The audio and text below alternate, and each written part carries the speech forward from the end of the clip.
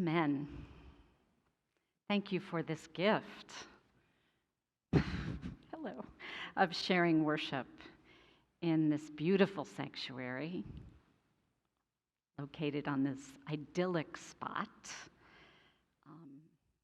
in the midst of powerful ministry, both professional and lay. I am so grateful to be with you and to have this opportunity.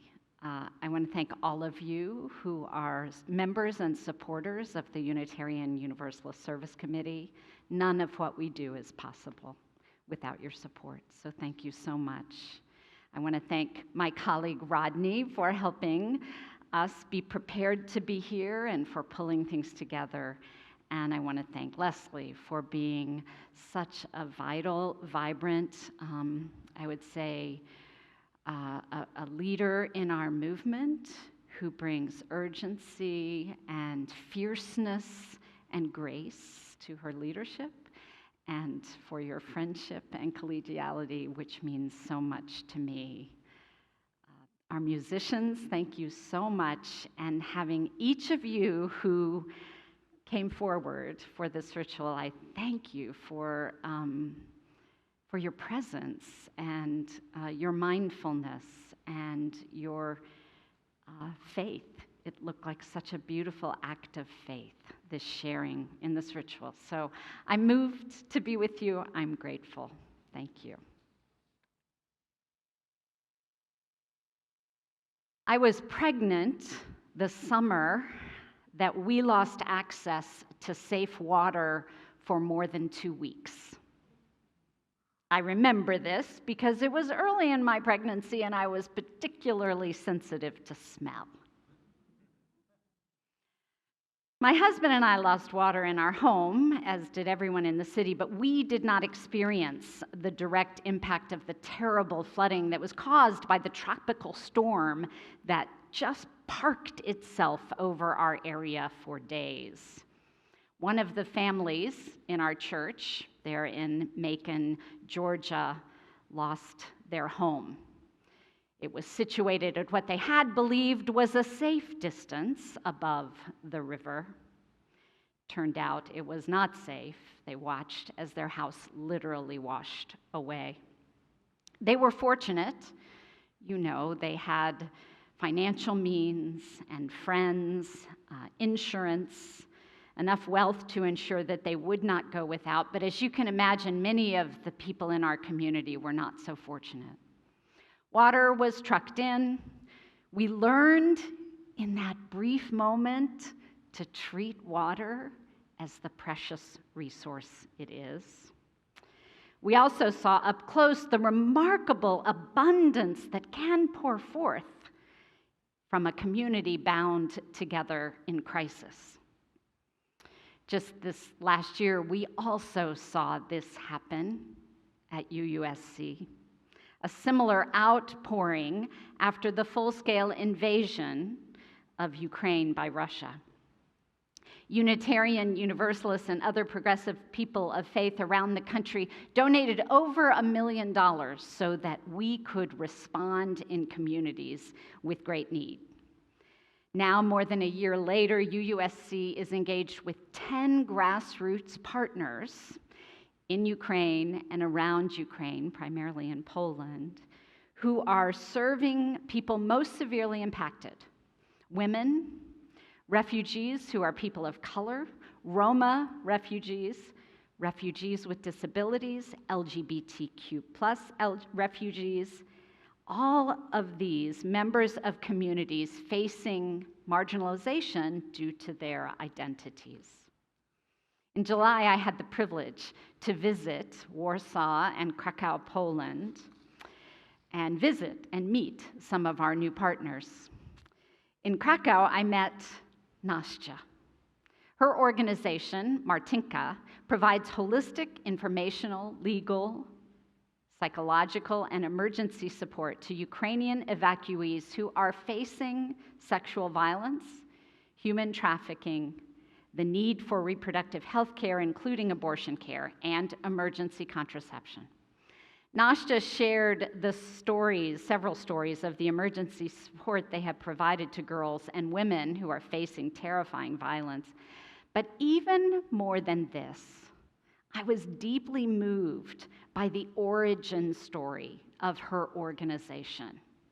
Katja was already in Krakow studying. She was a student when the violence erupted and people were forced to evacuate. So she had the opportunity to support people in her family as they needed to evacuate. And when her family was safely settled, including her niece, Martinka, she realized that what she hoped for more than anything was that all of the people, particularly the women and girls who were still stranded in Ukraine at great risk, had family who could support them to safety. And this was the idea behind her organization, Martinka, named for her niece. She was especially concerned, as I said, about providing support to women in crisis due to sexual violence, many of whom are facing multiple threats.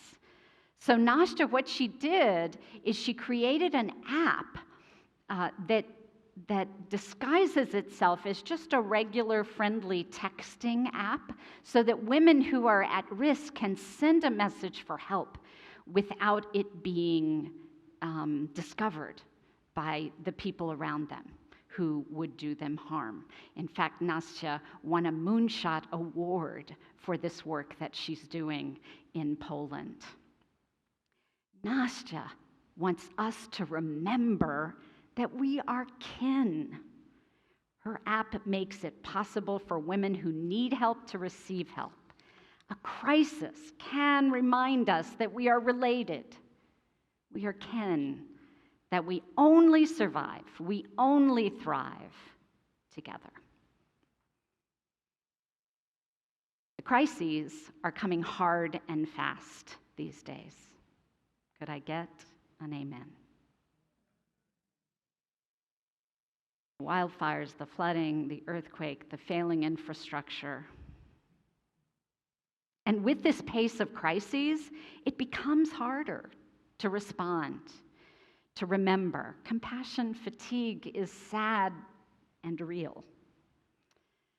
But as Leslie reminded in her beautiful reflections last week, she said, on the days when the world overwhelms us, a little act of love can be a lifeline.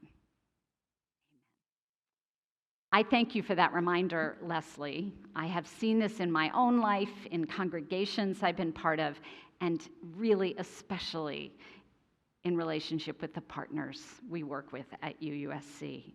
Actually, I find it a really helpful way to think about the work that we do. UUSC's network of partners and our strategy for advancing human rights. Many little acts of love that become not only a lifeline, but a path toward real change, toward another world that is possible. I'm reading right now a powerful reflection on the overwhelm of our world, a book by Vanessa Machado de Oliveira. It's called, are you ready for it? Hospicing Modernity. That's right. It is a courageous reflection on the many ways the structures and systems of our world are failing us and indeed are dying. And how, while this is happening, we can begin to imagine a new world. Could you reprise your response? Another world is possible? Machado de Oliveira first describes some of the ways modernity, what she also calls coloniality, itself has caused so much harm to all of us and each of us individually, to Black, Indigenous, and other people of color in particular, to our communities and to our planet. And she describes the way modernity and coloniality feeds us lies and punishes us, anyone who exposes the deception. She lists 4 denials that work together to paralyze us in hopelessness and helplessness. The 4 denials include the denial of the violence and harm that come with modernity, denying the limits of the planet, the entanglements of the issues we face, and fourth, denying the magnitude and complexity of the challenges before us. We live as though none of these things are true. This denial can't go on forever, not with the pace of the climate crisis, not with seemingly endless access to information, not as our extractive practices rapidly catch up with us. I would add that modernity also feeds us the lie that we are alone and that love is scarce, right? I believe that our ability to face the truth about modernity and its harms is only possible when we reject the lie that we are alone and that love is scarce. That's what Jesus was reinforcing, I believe, with his students and the crowd that day. Yes, my friends, there is a limited amount of food. But look around you. These are your people. You are kin. You are better together. You only survive together. There is love here. Hoarding is not necessary, and it hurts us all. Another world is possible. I learned this again and again from UUSC partners around the world. In every place we work, communities are rising up against the forces of alienation and oppression and gathering together in groups of 10 and 50 and 200, bringing people together to create solutions, using their collective power for change. Like the young law students from the South Pacific who brought an idea from Fiji to the United Nations in New York City and got the UN General Assembly to vote by unanimous consent that we need to hold big nations accountable for the harm the climate crisis is causing so many people around the world.